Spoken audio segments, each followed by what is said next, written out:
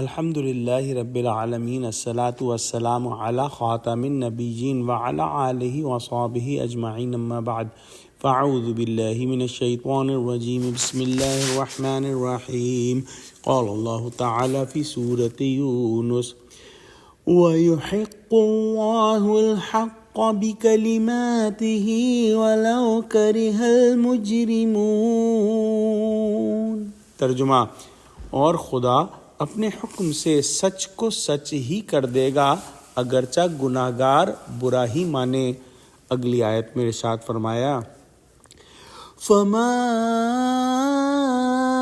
آمَنَ لِمُوسَىٰ إِلَّا ذُرِّيَّةٌ مِّن قَوْمِهِ عَلَىٰ خَوْفٍ مِّن فِرْعَوْنَ وَمَلَئِهِمْ أَن يَفْتِنَهُمْ وَإِنَّ فِرْعَوْنَ لَعَالٍ فِي الْأَرْضِ وَإِنَّهُ لَمِنَ الْمُسْرِفِينَ۔ ترجمہ: تو موسیٰ پر کوئی ایمان نہ لایا مگر اس کی قوم میں سے چند لڑکے، اور وہ بھی فرعون اور اس کے اہل دربار سے ڈرتے ڈرتے کہ کہیں وہ ان کو آفت میں نہ پھنسا دے۔ اور فرعون ملک میں متکبر اور متغلب اور کفر میں حد سے بڑھا ہوا تھا۔ پچھلی آیت میں ہم نے پڑھا کہ کس طرح سے فرعون اور اس کے سرداروں نے جادوگروں کو حضرت موسیٰ علیہ السلام سے جادو کرنے کے لیے جمع کیا، مقابلہ کرنے کے لیے جمع کیا، اور اللہ سبحانہ و تعالی نے موسیٰ علیہ السلام کو غلبہ عطا فرمایا اور اپنے حکم سے سچ کو سچ کر دکھایا۔ اور اللہ سبحانہ و تعالی ایسا ہی فرماتے ہیں اگرچہ گناہگار برا ہی مانے۔ بنی اسرائیل جو تھے وہ قبطی قوم کے غلام بن کر رہ گئے تھے، اور بنی اسرائیل جو قبطی تھے یعنی فرعونیوں کے ہاتھوں سخت ذلت اور مصیبت اٹھا رہے تھے، اور پرانی پیشن گوئیوں کے مطابق منتظر تھے کہ فرعون کے مظالم کا خاتمہ کرنے اور اس کی سلطنت کا تختہ الٹنے والا اسرائیلی پیغمبر مبعوث ہو۔ موسیٰ علیہ السلام ٹھیک اسی شان سے تشریف لائے جس کا انہیں انتظار تھا، اس لیے تمام بنی اسرائیل قدرتی طور پر موسیٰ علیہ السلام کی بعثت کو نعمت عظمیٰ سمجھتے تھے۔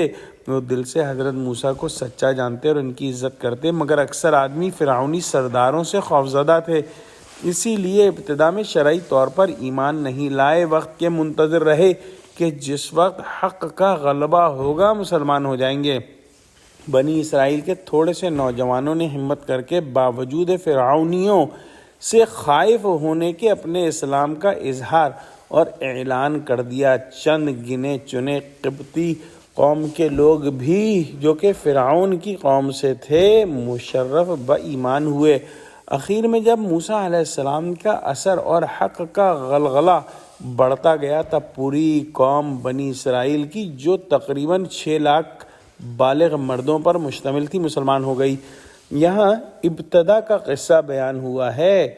یہاں پہ جن سرداروں کا ذکر ہے ان سرداروں سے مراد یا تو فرعون کے حکام اور عمال ہیں یا پھر بنی اسرائیل کے وہ سردار مراد ہیں جو خوف یا لالچ وغیرہ کی وجہ سے اپنے ہم قوموں کو فرعون کی مخالفت سے ڈراتے دھمکاتے تھے۔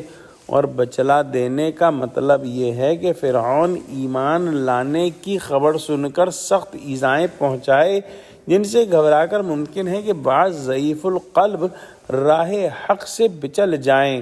ان کا خوف کھانا بھی کچھ بیجا نہ تھا، کیونکہ اس وقت ملک میں فرعون کی مادی طاقت بہت بڑھ چڑھ کر تھی اور اس کا ظلم اور عدوان اور کفر اور طغیان حد سے متجاوز ہو چکا تھا۔ کمزوروں کو ستانے کے لیے اس نے بالکل ہاتھ چھوڑ رکھا تھا۔ دعا کرتے ہیں کہ اللہ سبحانہ و تعالی ہم کو قرآن کا فہم عطا فرما، ہم کو سچوں سے جوڑے اور ہم کو صراط مستقیم پر قائم فرما دے۔ آمین۔ وآخر دعوانا الحمد للہ رب العالمین۔ السلام علیکم ورحمۃ اللہ وبرکاتہ۔